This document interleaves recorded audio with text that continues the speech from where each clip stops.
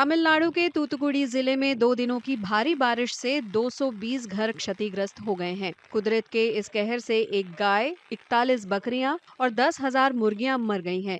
नुकसान का आकलन करने के लिए सर्वेक्षण चल रहा है। इसके पूरा होते ही मुआवजे की रकम तय की जाएगी।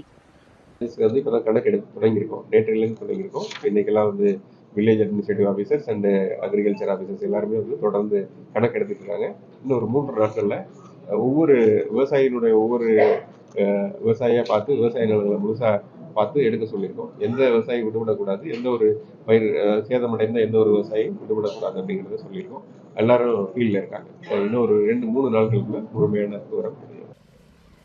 तूतुकुड़ी शहर के निचले इलाकों में जमा पानी को हटाने के लिए 100 से ज्यादा इलेक्ट्रिक मोटरों का इस्तेमाल किया जा रहा है। इस पानी को बकील धारा के माध्यम से निकाला जा रहा है।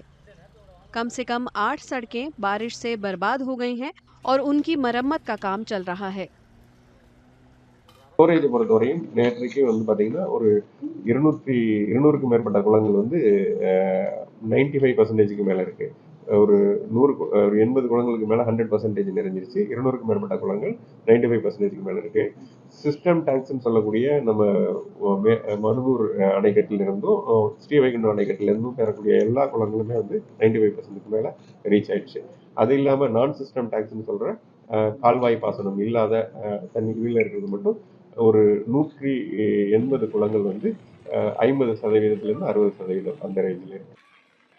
दिसंबर में अब तक तूतुकुड़ी जिले में औसतन 150 मिलीमीटर बारिश हुई है। जैसे कि मैं सो रहा हूँ तो पिताजी को जगाना है मुझे, तो वो डायरेक्ट उठाने के बजाय, और हिंसा की परंपरा मेरे यहाँ नहीं थी सौभाग्य से, तो वो क्या करते थे कि उस कमरे में आ जाएंगे या बाहर से गुजरेंगे और चौपाई बोलेंगे, प्रात काल उठ के रघुनाथा मात पिता गुरु नावई माता।